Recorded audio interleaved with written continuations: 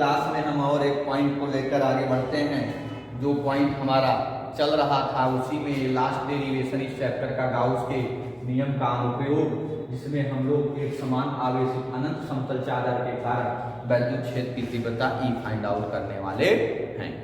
तो इसमें आप देखिए हमने एक अनंत समतल चादर ले ली है, इस तरीके से मान लिए हैं, और उस पर जो चार्ज लिए हैं बच्चों वो चार्ज कैसा है, वो प्लस चार्ज लिया गया है। माइनस चार्ज भी लिया जा सकता है, ऐसी कोई दिक्कत नहीं है, माइनस चार्ज भी हम ले सकते हैं। इसमें एक बड़ी महत्वपूर्ण बात करनी है, अगर माइनस हो जाए तो वैद्युत क्षेत्र की दिशा जो बाहर की ओर होगी इसके, ठीक, ये हमने इस सिलेंडर को सिर्फ माना है, ये इसी समतल चादर में था और इसको हमने एक छोटा सा क्षेत्रफल माना है।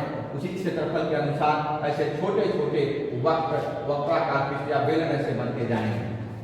क्लियर? तो वक्र के अनुसार भी देखेंगे वक्राकार पृष्ठ क्या है और बेलनाकार पृष्ठ क्या है। तो इसी के अगर इससे यहाँ से हम अगर कोई एक P बिंदु इधर ले लें, जिस पर हमें क्या ज्ञात करना है, वैद्युत क्षेत्र की तीव्रता P ज्ञात करनी है, तो इसको हम क्या कर सकते हैं, यहाँ से यहाँ तक की दूरी R मानी जा सकती है बच्चों। और इसी R दूरी पर एक P बिंदु है जिसका एक छोटा सा क्षेत्रफल जिस सिलेंडर का dA मान लेते हैं और इसकी वैद्युत क्षेत्र की डायरेक्शन ये होगी, बाहर की ओर होगी। ठीक सेम यही चित्र P है यहाँ पर, इसी तरफ अगर कोई एक और बिंदु और ले लिया जाए तो वो P डैश कहलाएगा और इससे भी इसकी दूरी वही होगी। और आप देखिए कि यहाँ पर एक छोटा सा क्षेत्रफल लिया जाएगा जिसका काम क्या है, dA, और यह इसी के समांतर है, इसी के क्या है, समांतर डायरेक्शन में है। वैद्युत क्षेत्र की डायरेक्शन क्या है, एक दूसरे के समांतर है, यानी क्षेत्रफल के क्या होगी, समांतर ही होगी। इसीलिए यहाँ पर जब थीटा की बात की जाएगी शून्य लिया जाएगा। लेकिन ये क्या है, अभिलंबवत है ये वाला पृष्ठ। अगर इस पृष्ठ का नाम S1 कर दें, इसको कह दें बच्चों ये S2 है, तो ये S3 है, तो S3 वाले पृष्ठ से पहले गुजरने वाले फ्लक्स की बात करेंगे। इससे जो फ्लक्स गुजरेगा इस बंद पृष्ठ से होकर, तो यहाँ हमें लिखना पड़ेगा S3 पृष्ठ से, S3 पृष्ठ से होकर गुजरने वाले वैद्युत फ्लक्स का मान, वैद्युत फ्लक्स का मान बच्चों कितना होगा, वैद्युत फ्लक्स का मान शून्य होगा। और शून्य क्यों होगा बच्चों, क्योंकि थीटा बराबर 90 लेंगे, वो अभिलंबवत होने का मतलब ही है उसका।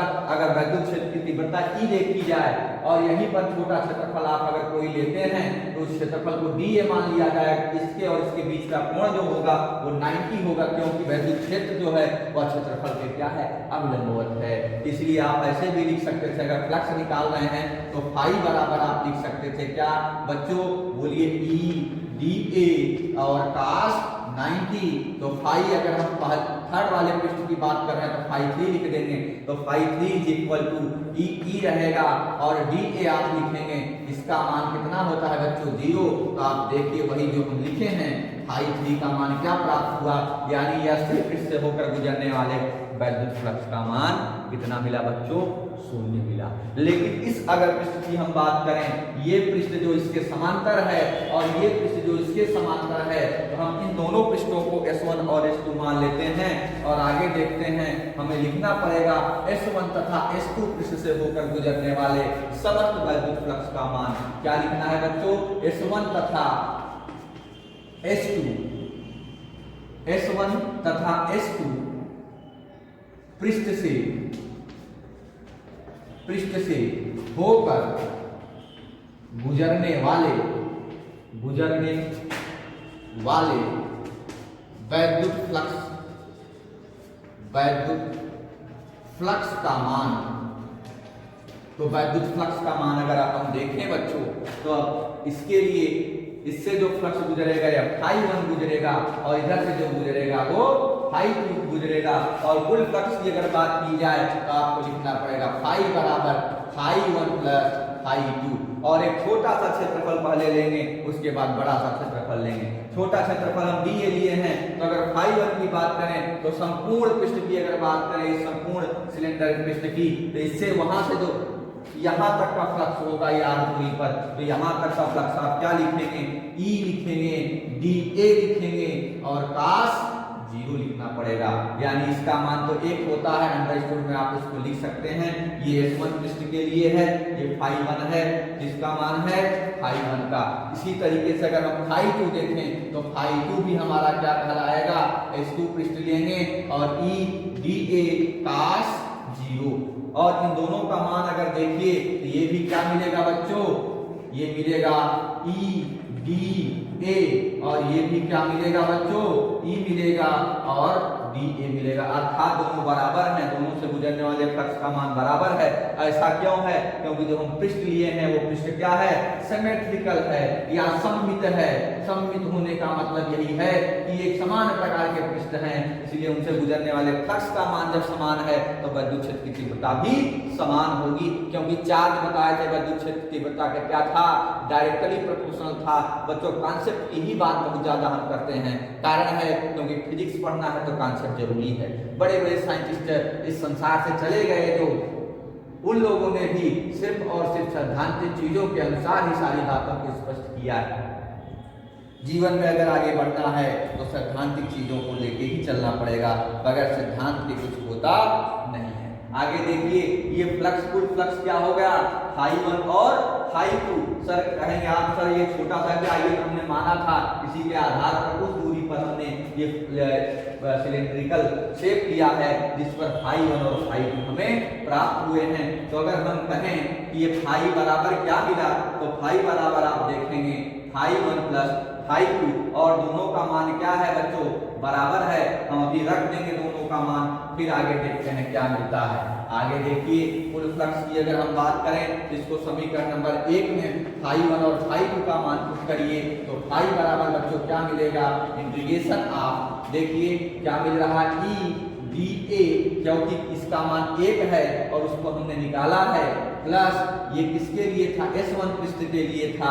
अगर दूसरे पृष्ठ की बात करें S2 पृष्ठ की, तो यहाँ पर लिखना पड़ेगा ई डी ए, और दोनों का मान आपस में क्या है बच्चों, बराबर है। तो ई यहाँ से कॉमन करिए और ई वहां से, देखिए ई मिलेगा और मिलेगा क्या, डी ए, क्लियर, और प्लस अगर इसमें ई बाहर करेंगे तो ये भी क्या देगा, बोलिए बच्चों, ये भी डी ए ही देगा, इसमें कोई दो राय नहीं है। अब देखिए φ बराबर आपको क्या मिल रहा है, समीकरण नंबर 1 से जो गुजरने वाला कुल फ्लक्स की बात अगर किए तो इसमें हमने जो S1 और S2 पृष्ठ लिखे हैं इसको भी तो लिखना पड़ेगा।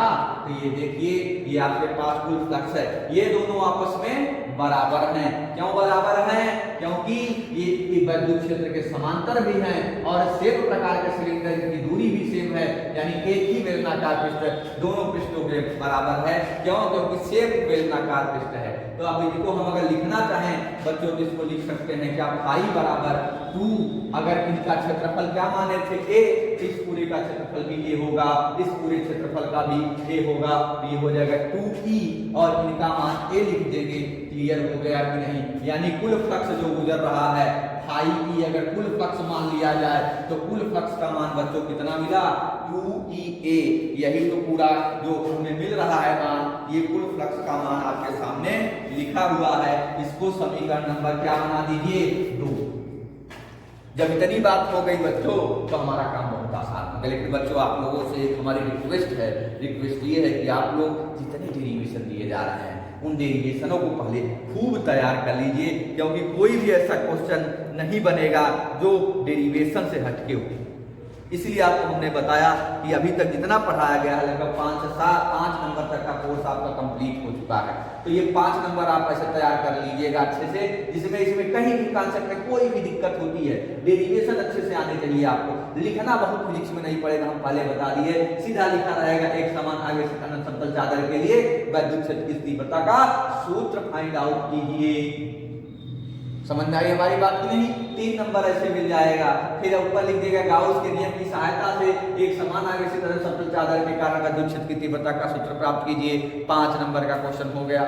क्लियर, इस तरीके से आप इसको करते चलेंगे जिससे बोर्ड का एग्जाम आपके लिए आसान हो जाए, क्योंकि हो सकता है आपकी परीक्षाएं भी प्रस्तावित हो गई, कैलेंडर भी प्रस्तावित कर दिया गया है बोर्ड ने। और मार्च और शायद अप्रैल में परीक्षाएं होंगी, तो समय के अनुसार हम कोर्स खत्म कर लेंगे, कोई दिक्कत नहीं होने वाली है। तैयारी आपको करनी है, इसलिए आप डेली इसको तैयार करते चलिए, लापरवाही मत करिएगा, पूरा कोर्स कंप्लीट करने की जिम्मेदारी हमारी है। चलिए आगे देखिए, फाई बराबर ये मिल गया और ये आप यहाँ तक कर लिए हैं। आगे अगर हम देखें तो गाउस का नियम क्या कहता है, किसी भी बंद पृष्ठ से होकर गुजरने वाला समस्त वैद्युत फ्लक्स, गाउस का नियम यही बताता है ना बच्चों। फाई बराबर क्या बताता है, 1/ε0 और कुल वैद्युत आवेश जो उस पृष्ठ से बंद है। अब यहाँ पर ये देखना है कि ये पृष्ठ कैसा है। ये पृष्ठ बच्चों, ये आवेश एक प्रकार से ये रेखीय आवेश पृष्ठ नहीं है, इस बात को ध्यान दीजिएगा। हमने 3 प्रकार के गाउसी पृष्ठ बताए थे, 3 प्रकार के पृष्ठों की चर्चा किए थे। तो ये पृष्ठ आवेश घनत्व की बात करेगा, क्योंकि यहाँ एरिया है, लंबाई और चौड़ाई आज इसमें होती है ये समतल चादर में, ठीक है। वो तो एक लंबाई का था, लेकिन यहाँ लंबाई और चौड़ाई दोनों है, इसलिए यहाँ पर हमें जो चार्ज डिस्ट्रीब्यूट होगा वो लंबाई और चौड़ाई में डिस्ट्रीब्यूट हुआ है। इसीलिए हमें यहाँ पर कौन सा फ्लक्स लेना पड़ेगा बच्चों, हम पहले ही 3 प्रकार के आप पृष्ठ आवेश घनत्व की बात किए थे। तो ये पृष्ठ आवेश घनत्व यहाँ आ जाएगा, रेखीय आवेश घनत्व, पृष्ठ आवेश घनत्व और आयतन आवेश घनत्व, तीनों को हमने लिख के दिया। आप देखिए तीनों का सिंबल यूज होगा। तो ये पृष्ठीय आवेश घनत्व सिग्मा बराबर हमने बताया था बच्चों, बताइए सिग्मा बराबर क्या था, सिग्मा बराबर था Q/A, ठीक। चार्ज तो Q ही है, लेकिन यहाँ पर जो क्षेत्रफल है उसमें डिस्ट्रीब्यूट हुआ है। तो Q की अगर हम बात करें तो Q बराबर बच्चों क्या मिलेगा, A एंड सिग्मा मिल जाएगा बच्चों, क्लियर। तो हमें जब गाउस का नियम लिखेंगे तो गाउस के नियम के अनुसार गुजरने वाला फ्लक्स क्या होगा बच्चों, गाउस के नियम के अनुसार गुजरने वाला फ्लक्स 1/ε0 और इसका मान रख दीजिए A सिग्मा। इसको बना दीजिए क्या, समीकरण नंबर 3। आपका काम आसान हो चुका है, आपके सामने बस एक समान आवेशित अनंत समतल चादर के लिए वैद्युत क्षेत्र की तीव्रता का सूत्र प्राप्त होगा, क्लियर। आगे आइए देखते हैं कि आगे क्या करना है इस टर्म का। तो देखिए इसमें समीकरण नंबर 2 और समीकरण नंबर 3, 2 क्या था बच्चों, फाई बराबर क्या था 2EA, यही था ना। तो ये था 2EA और ये क्या है, इतना टर्म दिया हुआ है। तो आप दोनों को क्या कर दीजिए, तुलना कर दीजिए। तो देखिए समीकरण 1 तथा 2 से दोनों को बराबर दिखा दीजिए। तो ये देगा 2EA इज इक्वल टू, इधर क्या बचेगा बच्चों, 1/ε0 A एंड सिग्मा। आपका काम आसान है, आपको करना कुछ नहीं है। देखिए A इधर है, A इधर है, कट गया कि नहीं कट गया। अब आगे देखिए, सिर्फ आप टर्म आपको पता होना चाहिए, प्रूफ तो आप आसानी से कर लेंगे। हम पहले बता चुके हैं कि जितना आसानी से डेरिवेशन आपको समझाते हैं उससे आसानी से आप डेरिवेशन नहीं सीख पाएंगे, इसलिए आप जितनी आसानी से सीख लीजिए। E का मान निकालिए तो इधर भाग आएगा, ये बचेगा क्या, 1/2 ε सिग्मा। या आप कह सकते हैं वैद्युत क्षेत्र की तीव्रता का सूत्र जो प्राप्त हुआ वो यही मिला, 1/2 ε0 एंड सिग्मा, या सिग्मा/2 ε0। यहाँ पर एक विशेष बात ध्यान देने वाली है, यानी अनंत एक समान आवेशित अनंत समतल चादर के कारण वैद्युत क्षेत्र की तीव्रता आपके सामने प्रस्तुत है। देखिए गाउस के दोनों अनुप्रयोगों में से एक अनुप्रयोग जरूर पूछेगा, अभी से नोट कर लीजिए, 3 नंबर का क्वेश्चन है, जरूर पूछेगा, क्योंकि बगैर अनुप्रयोग के गाउस के पेपर नहीं बनेगा, इस बात को जरूर याद रखिएगा। या गाउस का नियम दिया हो या उसका कह सकते हैं आपकी उसके अनुप्रयोग या उसके नियम, इसका मात्रक भी अगर लिखना चाहें तो बच्चों लिख सकते हैं न्यूटन बटे कूलाम।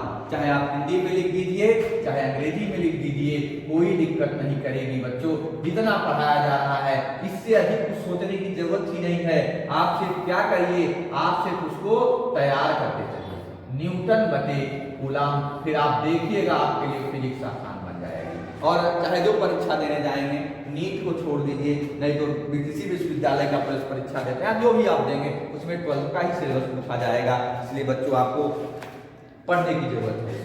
चलिए, ये आपको मिल गया एक समान आवेशित अनंत समतल चादर के कारण वैद्युत क्षेत्र की तीव्रता का सूत्र आपके सामने फाइंड आउट हो गया। इसमें एक विशेष बात ध्यान देनी है कि जब हम वैद्युत क्षेत्र की तीव्रता निकाले थे किसमें, जब अनंत लंबाई का एक तार था तो उसमें हम देखते थे कि यहाँ पर आर के टर्म में प्राप्त हो रहा था कि नहीं, लैम्डा आपने ऐसे निकाला होगा।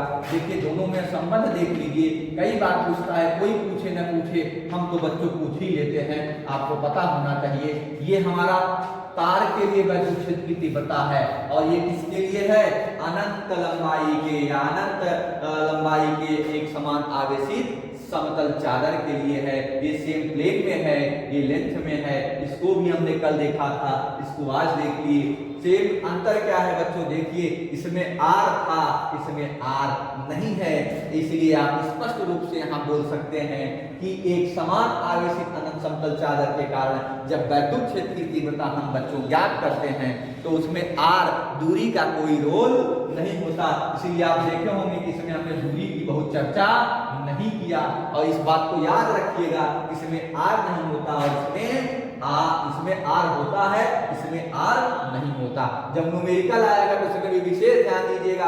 पता लगा न्यूमेरिकल में एक समान लंबाई का तार दिया है और वहां पर आपने आर रख दिया, अच्छी बात है, लेकिन पता लगा समतल चादर है उसमें भी आर 5 सेंटीमीटर 10 सेंटीमीटर दिया है, आप मिस्टेक करके ही फार्मूला यूज कर दिए और पूरा का पूरा क्वेश्चन गड़बड़ हो गया।